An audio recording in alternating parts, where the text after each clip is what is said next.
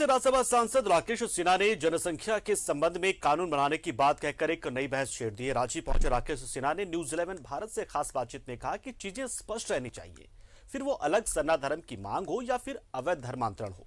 उनसे बात की इन मुद्दों को लेकर हमारे सहयोगी राजेश कुमार ने।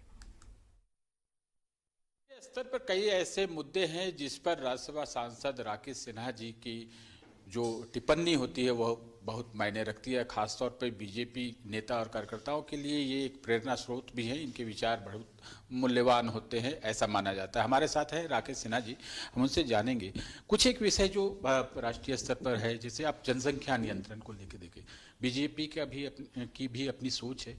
आप क्या मानते हैं, कैसे इस समस्या का समाधान हो सकता है जो आपको दृश्य दिख रहा है?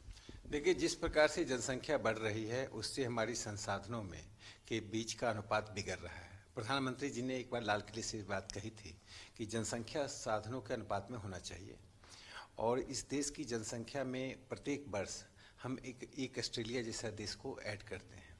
जो लोग कहते हैं ये कानून नहीं बनना चाहिए, उनके दो धारणाएं हैं।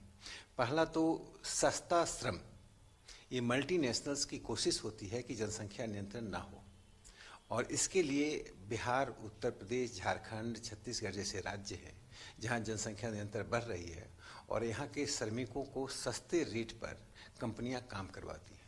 तो एक यह धारणा है। दूसरा, इससे एक सामाजिक और आर्थिक दोनों संतुलन देश में बिगड़ रहा है।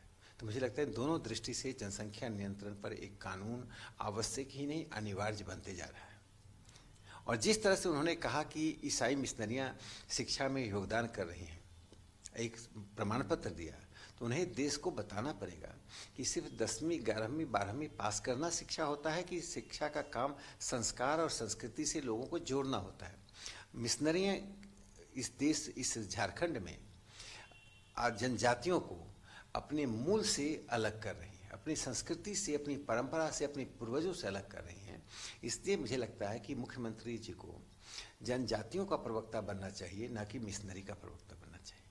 तो ये राकेश सिन्हा जी का कहना है कि जनजातीय समुदाय बीजेपी के पास ही है और बीजेपी ने उनके लिए काफ़ी कुछ किया है, और यह गलत है कि वो रूठे हुए हैं।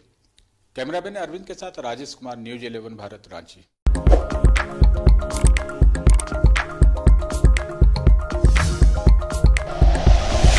Like and share videos, subscribe करें हमारा चैनल और प्रेस करें बेल आइकॉन। न्यूज 11 भारत, सच है तो दिखेगा।